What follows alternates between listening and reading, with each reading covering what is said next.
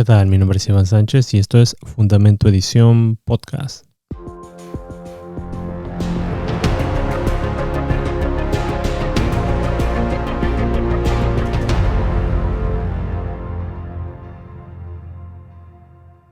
Y en esta ocasión continuaremos con el primer tema, que más que una continuación es una complementación para entender cómo es que se llevará ese famoso acuerdo árabe-israelí y entender un poco el contexto de cómo se llevará a cabo.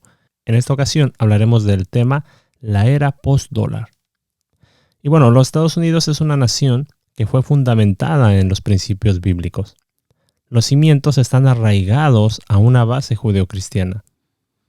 Esto ha hecho que los fundadores pongan las bases sobre un correcto fundamento, Cristo. Esta nación llegó a ser un semillero para las demás naciones. Y bueno, ¿qué podemos decir? No existe un país perfecto, y menos esta nación. Se han cometido imprudencias, intervenciones innecesarias y una serie de errores en la política interna. Pero fue clave para la terminación de la Primera y Segunda Guerra Mundial, al igual que su ayuda a otros países. Su moneda hoy es una de las más importantes en el mundo y es una influencia en otras economías para el desarrollo del mercado extranjero. Podría pasar explicando una serie de virtudes que se pueden ver alrededor de su historia, siendo un país joven con menos de 300 años de existencia. Con el paso del tiempo, esas virtudes se han empañado por algunos sucesos de racismo, políticas al extranjero. Pero eso no ha hecho que deje de ser el país más poderoso e influyente. Hoy en día, los medios de comunicación como entretenimiento, arte, música y un sinfín de áreas son las que más influyen en el mundo de hoy. Pero al tiempo, cada vez más, ha dejado en evidencia la decadencia de una moralidad cuestionable. La libertad, que es uno de sus símbolos más emblemáticos de esta región, se ha cambiado por algo mucho más sombrío y turbio.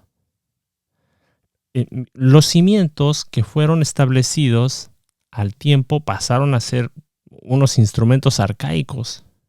Y eso es lo que se ha venido hablando, que deben ser reformados o pasar por un proceso de construcción social y política. Algunos aún cuestionan si realmente fue creada bajo los principios bíblicos, pues usan el argumento que es mejor, que debe estar separado obviamente la iglesia del Estado y no influir en cuestiones de fe, en la política o lo social. No significa que debamos establecer una teocracia, ¿no? Como algunos países árabes. Los fundadores sabían que la democracia traería un equilibrio en la sociedad, pero siempre respetando los cimientos para formar un gobierno que sepa la importancia de que las leyes se estén honrando siempre a Dios, para poder ser guiados a tomar decisiones que puedan honrar los fundamentos. Pero si los fundamentos se quebrantan, habrá consecuencias muy serias y con secuelas terribles. Esto sobrepasa la administración en turno.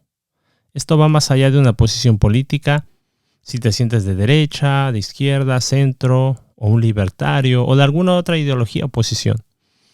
Las bases cada vez más son impopulares y cada vez hay menos espacio para una plataforma política que sostenga, por ejemplo, el no al aborto, el modelo tradicional de un matrimonio entre hombre y mujer. Es decir, la maldad ha escalado de tal forma que no es posible tener suficientes votos o influencia para poder parar en seco una ola de inmundicia que amenaza con barrer absolutamente todo. Tu libertad de expresión, cambiarla por un discurso de odio. Tu libertad religiosa por intolerancia y exclusión. Tu identidad por un abanico de desviaciones. En fin, se abrió hace tiempo una caja de Pandora que guardaba la maldad suficiente para contaminar la nación desde adentro. Ciertamente este país tiene el poderío militar increíble, que sería difícil para cualquier otra nación ir en contra, pero la única forma de derrotar a una nación como esta es que se traiciona sus principios. Y desde adentro se produzca una enfermedad difícil de parar que contamine todo a su paso. Israel como nación experimentó algo muy similar, siendo una nación que fue creada para honrar a Dios y como un modelo para las demás naciones. Si analizan de forma histórica y cronológica, cuando Israel caminaba en los principios y las leyes, era de bendición para los demás o para las demás naciones. Pero si andaba en desobediencia y se alejaba de Dios, solo había miseria y destrucción. Es interesante ver cómo la forma cronológica deja en evidencia estos asuntos. En la antigüedad, los madianitas y amalecitas eran enemigos del pueblo de Israel. Y ellos venían en la mejor época donde Israel tenía demasiado fruto. Y ellos venían con el único propósito de robarles absolutamente todo. Y es importante conocer el nombre de estos enemigos, porque se llaman madianitas y amalecitas. Madian significa pleito, rencilla y contienda. Es el significado original en el hebreo original. Amalek es esfuerzo agotador, preocupación, molestia, miseria, agravio, aflicción, dolor, tiranía, vejación y maldad. Quiere decir que cuando Israel se apartaba de Dios, según las Escrituras, estaba a merced del pleito, de la miseria, de la vejación y de todo esto. Sí se apartaba. Solo si se apartaba, porque si no, esto jamás venía. Este escenario tan lúgubre es el que está por venir sobre esta tierra de libertad. Pero no solo por apartarse de Dios. Ya se ha puesto una maquinaria desde décadas atrás para sacarlo de todo el sistema, de todas las áreas, sea de educación, de arte, familia, gobierno, etc. Ya no solo es un ataque a los principios de una forma deliberada. La debacle de la moralidad de este país ha caído pero tan abajo que es difícil volver a las bases. No imposible, pero sí es muy difícil. La tendencia es ir hacia una independencia de esos fundamentos. Y lo más importante, de romper un pacto inquebrantable. Pero bueno, de ese pacto hablaremos más adelante. A continuación, quisiera que escucháramos un audio de una profecía que nos fue impartida hace aproximadamente unos 20 años, como una advertencia profética a la iglesia primeramente y a la nación de Estados Unidos. Le voy a dar una advertencia profética y quiero que la tome muy en serio. En los años futuros vendrán los peores tiempos económicos para esta nación, porque Dios va a usar la economía de esta nación para dar la lección más grande de todos los tiempos a esta nación, porque esta nación va a ser juzgada por sus pecados, porque es un hijo que sabe cuál es la voluntad de su padre y se está burlando de la voluntad de su padre y está pecando a sabiendas contra la voluntad de su padre. Va a ser fuertemente juzgada. Y lo que Dios va a tocar, porque es un ídolo fuerte en esta nación, es la economía. Yo le recomiendo en el nombre de Jesús y como profeta de Dios que usted no se endeude, que quite sus deudas, que haga todo lo posible en los pocos años de bonanza que quedan para quitarse sus deudas, porque viene el día que usted sepa que estas palabras ocurrirán. Es más, usted verá incendios y fuego en las ciudades más importantes de esta nación. Lo que nunca ocurrió aquí dentro va a ocurrir en esta nación, porque muchos males hicieron a otros y nunca sufrieron dentro. Y Dios va a empezar a devolver eso, no porque Dios no ama a esta nación, sino por todo lo contrario, porque Dios la ama y Dios no va a dejar que esta nación se aleje pérfidamente como cualquier nación que no fue fundada en Dios. Usted tiene que saber esto. Claro, usted puede ser que le quiera creer a los profetas de la prosperidad, que le dicen a usted que nos va a ir muy bien, que Dios no va a juzgar el homosexualismo, que Dios no va a hacer nada sobre esta nación, que las leyes contra el aborto no van a ser juzgadas, porque tenemos una nación que cuida a las ballenas y mata a los niños.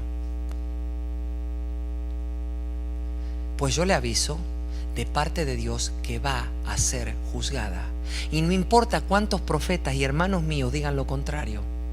No es un juicio de condenación. Vuelvo a repetir lo que enseñé al principio. Es un juicio de corrección para que esta nación se vuelva a Él. Por eso, cuando Dios me dijo a Estados Unidos, yo le dije a Estados Unidos no, porque yo sé lo que va a ocurrir. Jeremías le dijo lo mismo, Le dijo, Señor, yo no pequé. ¿Por qué me metes aquí en la cautividad? Si yo no pequé. Y se quejaba, ¿se acuerda que se quejaba?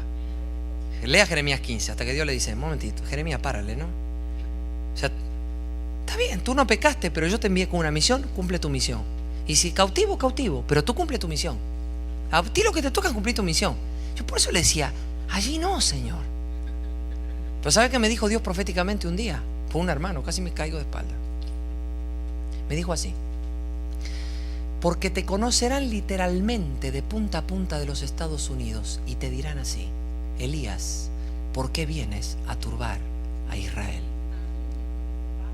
Y tú dirás: es que yo no he turbado a Israel, sino los pecados de tu esposa Jezabel. Porque quien está reinando, el espíritu que está reinando sobre esta nación, ¿sabe cuál es? El espíritu de Acab, manejado por Jezabel. Hoy la está gobernando ese espíritu. Hermano, tenemos una gran... Escúcheme, nosotros podemos detener los juicios de Dios. Solo nosotros podemos. Por eso es tan serio, hermano, lo que hoy le estoy enseñando. Porque yo no lo estoy enseñando porque usted se siente ahí y diga, ay, qué bueno, aprendí de profecía. No, si nosotros entendemos que somos el elemento del cambio, que somos el elemento por el cual podemos evitarnos muchos dolores todos, porque nosotros vamos a estar acá adentro, y si los demás sufren, nosotros de todas formas, algo nos va a tocar. ¿No le parece a usted que podemos hacer todo lo que sea en el espíritu para que esta nación se arrepienta antes que el juicio venga? Recuerde que Dios le está dando tiempo. Dios no lo quiere hacer, pero si no le queda otro remedio, lo tiene que hacer. Usted va a ver en unos años y en algún momento la debacle más extraordinaria que ha sufrido la bolsa de valores como jamás la ha sufrido. Verá gente suicidarse y tirarse literalmente ante las cámaras de televisión de los edificios, de los más importantes edificios de todos los negocios de Nueva York. De la desesperación de que lo perdieron todo. Escuche lo que le estoy diciendo por el Espíritu, porque esto viene. Y no me importa cuántos profetas compañeros míos digan que no viene, porque aún los profetas están contaminados por el espíritu de esta nación. Entonces no disciernen la palabra. Y quiero decir algo.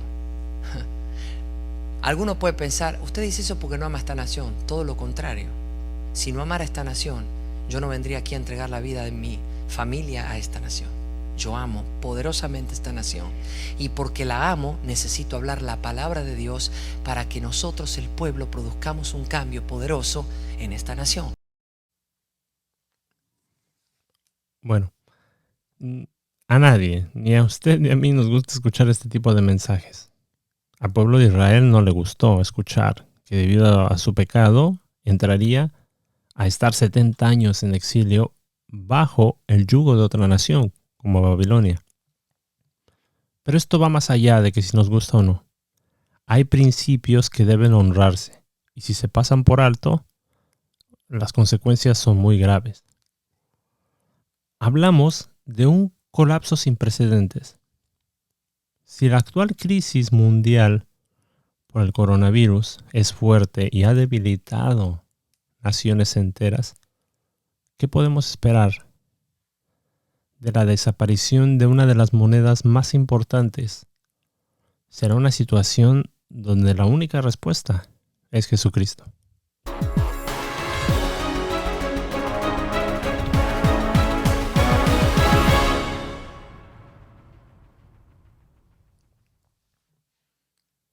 Después de esa advertencia que el profeta Daniel Cipolla, de la autoridad espiritual Generación en Conquista, impartió en esta área, en el área de la Bahía, pasaron 10 años después de esa advertencia. Y en el 2009 se confirmó lo que se veía venir. y ahora de forma definitiva.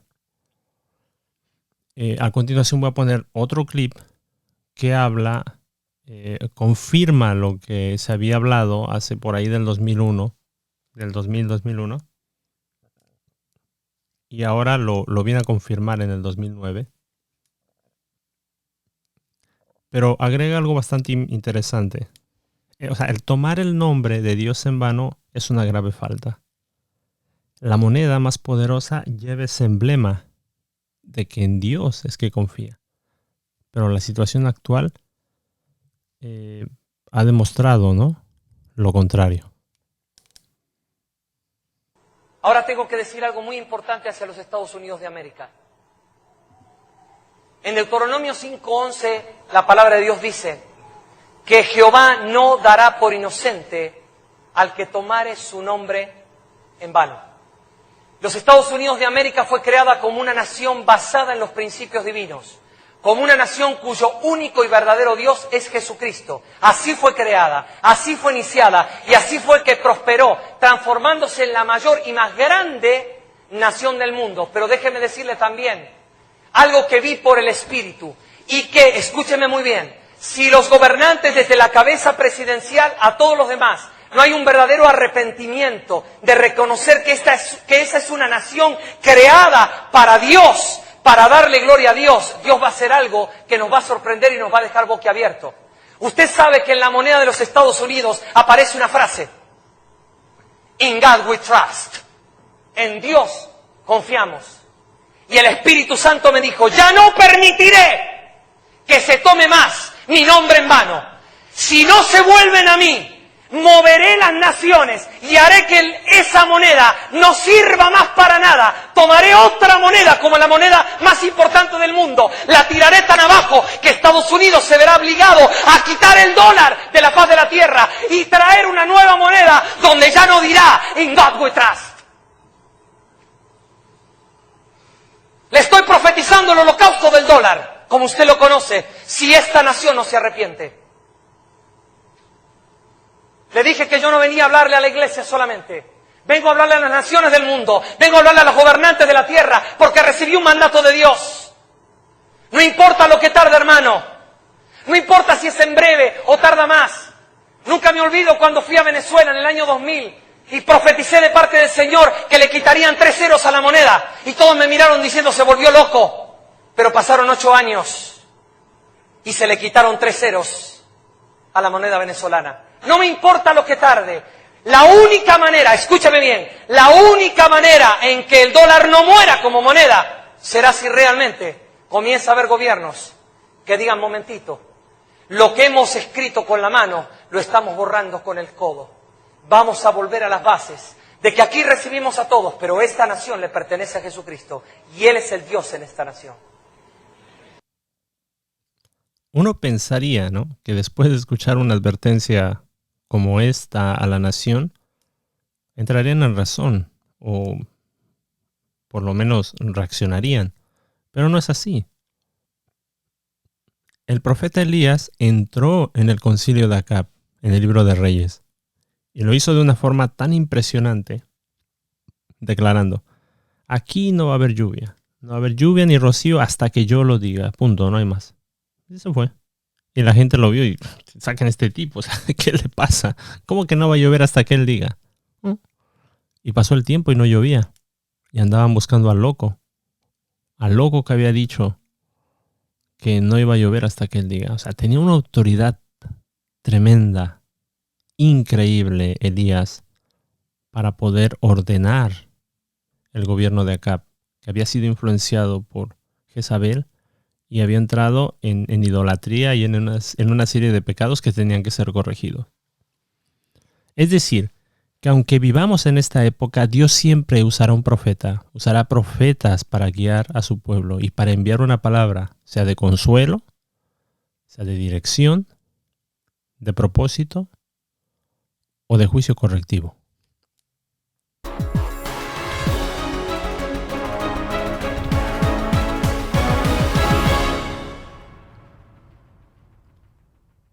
Como los gobernantes no están dispuestos a escuchar a un profeta o a una persona que ellos consideren del índole religioso.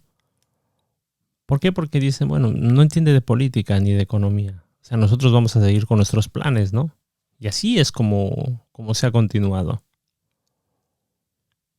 Y la moneda en la que el país se vanagloria o se gloria con el nombre de Dios colapsará. Y no habrá forma de volver a levantarla. No será el comunismo, ni el socialismo, ni una invasión, ni una guerra, ni un virus. Será un juicio correctivo para volver el corazón de la gente a Dios. Este país experimentará una debacle que no solo afectará a esta nación, sino al mundo entero. El americano de clase media o alta, el americano nunca ha experimentado que su moneda no valga lo que solía valer. Nunca ha experimentado una inflación. Jamás ha experimentado que los precios sobrepasen el techo y lleguen a las nubes para poder comprar una canasta básica, ¿no? Y lo experimentará.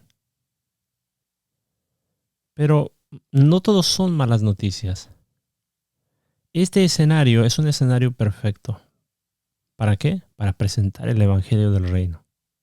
Una iglesia que no titubeará en predicar a Jesús y a este crucificado y resucitado.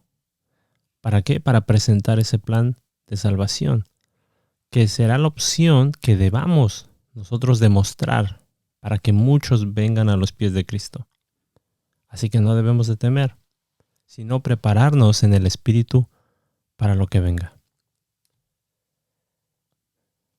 Con respecto al pacto, porque había mencionado la importancia de lo que es respetar un pacto. Y un pacto en Dios es algo serio. La idea de pacto no es aquella que a veces uno piensa, ¿no? Cuando uno se casa y bueno, sí, cumplo mi parte del pacto y tú la tuya y la gente se divorcia o un pacto de amigos y después se pelean. No. La idea de pacto en Dios no nada más es de, bueno, vamos a llegar a este acuerdo y si nos parece, seguimos y si no, no. O sea, la idea de pacto en Dios es distinta. La idea de pacto en la antigüedad era que habían dos partes, ¿no? Que querían cumplir la parte del pacto. Y partían un corderito a la mitad. Y caminaban en círculos las dos partes alrededor, declarando que si alguien no cumplía su parte del pacto, le pasaría lo mismo que al cordero. Es decir, que me corten a la mitad si no cumplo la parte del pacto. Esta nación, como última y definitiva para que el dólar no colapse, es mantener su alianza y su buena relación con la nación de Israel. ¿Y por qué? Se preguntarán.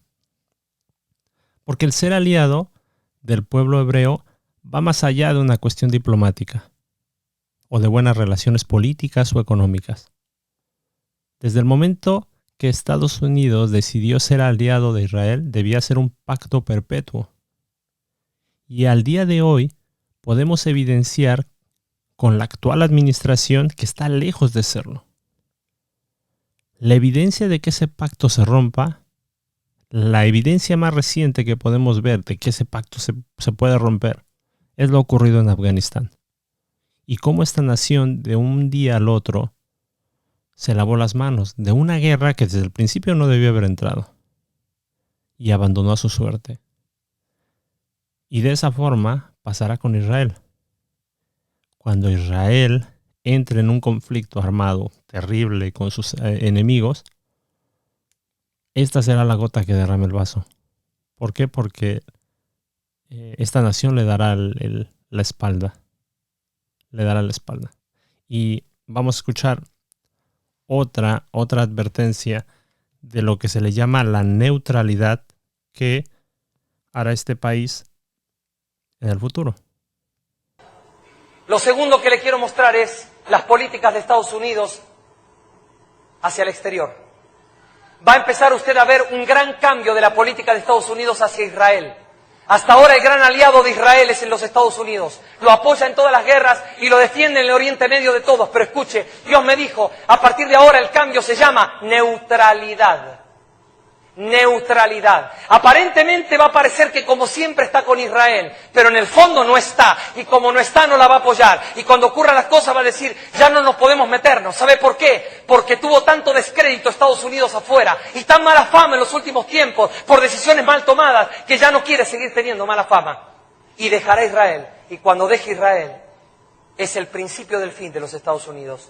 Porque el reloj de Dios para los últimos tiempos sigue siendo el pueblo de Dios que es Israel, aunque nosotros somos el cuerpo de Cristo. No confunda, el cuerpo de Cristo, la iglesia, no anula ni cancela al pueblo de Dios Israel. El pueblo de Dios sigue siendo el reloj de Dios para el mundo y nosotros somos los benditos cuerpo de Cristo. Cada uno tiene su lugar en Dios. Estoy siendo claro, quiero ser muy claro lo que Dios me está hablando para esta gran nación en este tiempo. Será un tiempo tan crítico que jamás, en sus peores pesadillas, las personas que viven o que radican en esta nación, no solo americanos, porque es una nación repleta de migrantes de todos los países, pero jamás se imaginaron vivir algo así. Y aquí es donde comienza la era post-dólar. Después de abandonar a Israel, la nación se enfrentará a una crisis económica, a una crisis financiera y mundial, y se desplomará. ¿Qué es lo que harán nuestros gobernantes? Rápidamente se movilizarán. Al darse cuenta de que es casi imposible volver a levantarla, porque se tienen que esperar a ver cómo funciona el mercado, como lo ocurrido en el 2008, por ejemplo, se tiene que ver cómo el mercado se mueve. Pero esto será un colapso de tal magnitud que no habrá forma de volver a levantarlo. Aparte de que hay una deuda ya, ¿no? Porque hay una deuda enorme. Y a eso agrégale un colapso, la inflación. Olvídate, los precios de todo se irá para arriba. No habrá forma. Y los gobernantes, al verse en esta situación, no les queda otra más que crear una nueva constitución y una nueva moneda. ¿Para qué? Para fortalecer la economía del país y de sus vecinos, lo cual llevaría a la creación de nuevas monedas. Pero entendamos algo, que el dólar deje de existir como moneda no significa de que el país va a dejar de existir. Lo único que ocurrirá es que se modificará la constitución y una nueva divisa. Entendamos de que al cambiarse la constitución, la mayoría de las libertades que hasta ahorita gozábamos van a quedar completamente nulas. Como la libertad de expresión, como el hecho de que exista este modelo de matrimonio entre hombre y mujer. El lenguaje, que también es otra cuestión que ha pasado por una deconstrucción social. Con todos los pensadores, filósofos que ha acuñado el país, porque no solo se va a basar en escuchar los dos partidos políticos que predominan, sino que se influenciará por otras partes para formar una nueva constitución. Y esta nueva constitución traerá otra clase de libertades y que la mayoría no se parecerán en nada a la constitución que teníamos. A lo cual se creará una nueva divisa. Y quisiera que escucharan esta última advertencia. El Señor me mostró que debido a que hay una obligación de parte de las naciones de darle fortaleza a su economía, de hacer más fácil todo lo que tiene que ver con las negociaciones económicas entre países, en varias regiones de la Tierra, más de una región de la Tierra, comenzarán a reunirse los países de una región para idear y crear una moneda que se maneje en esa región. Comenzaremos a partir de este año y en los próximos a ver la emisión de nuevas monedas, por lo menos algunas pocas, pero las vamos a ver, que empezarán a reunir regiones enteras. ¿Por qué? Porque necesitan fortalecer sus economías. Quiere decir, le digo a todos los economistas, le digo a los financistas, le digo a los expertos, que el rostro de la economía mundial va a sufrir la mayor cirugía de todos los tiempos. Ya nunca más el rostro de financiero mundial será el que hasta ahora hemos visto. Va a cambiar completamente y empezaremos a ver monedas regionales en varios lugares. Y muchos creerán que esas monedas regionales son las que nos ayudan y son las que nos sacan hacia adelante. Sin embargo, ¿sabe una cosa? La implementación de estas monedas lo único que va a hacer es como la brisa en el barco. Nos va a llevar de verdad al verdadero Euroclidón financiero mundial. Y es más, sin saberlo ellos, este avance de estas monedas regionales lo único que va a hacer van a significar el plato de entrada de lo que hará el anticristo cuando venga y ponga bajo un solo régimen financiero al mundo entero. Simplemente es, dirían en Estados Unidos, el appetizer, el plato de entrada, la entrada antes del plato principal. Eso es lo que estaremos haciendo, eso es lo que viene a partir de este año para las naciones.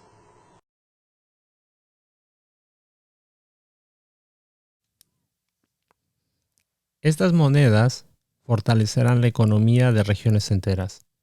Estados Unidos, con sus vecinos más cercanos, lo más probable es que sea Canadá y México. Suramérica también contará con su propia moneda. Asia hará lo mismo. El yuan es una moneda fuerte, pero se tendrá que ver, tendrá que competir ahora contra el euro, contra la moneda americana y contra la moneda asiática. África se tendrá que ver en la misma situación. Y esto será será un proceso, porque no va a ser de una forma inmediata. Cada país tendrá que darse cuenta de que la única forma de fortalecer es creando una nueva moneda. Y el modelo es el euro. Porque el euro ha demostrado que se puede fortalecer la economía de varios países. Y se ha mantenido de esa forma, a pesar de que hemos visto que algunos países han salido, como Reino Unido. Pero lo de Reino Unido es solamente algo temporal, porque ellos se van a tener que a ver forzados a volver a entrar en el euro o quedarse completamente en la ruina. Ese será el panorama. Esa será la era post-dólar. El euro será como ese modelo para llevar esa fortaleza. Será la moneda clave para poder presentar este proyecto de unificar naciones, de que las naciones, la economía de las naciones sea fuerte. Y aquí, en esta parte, es donde lo uno, porque a partir de esta parte comienza verdaderamente el acuerdo árabe-israelí.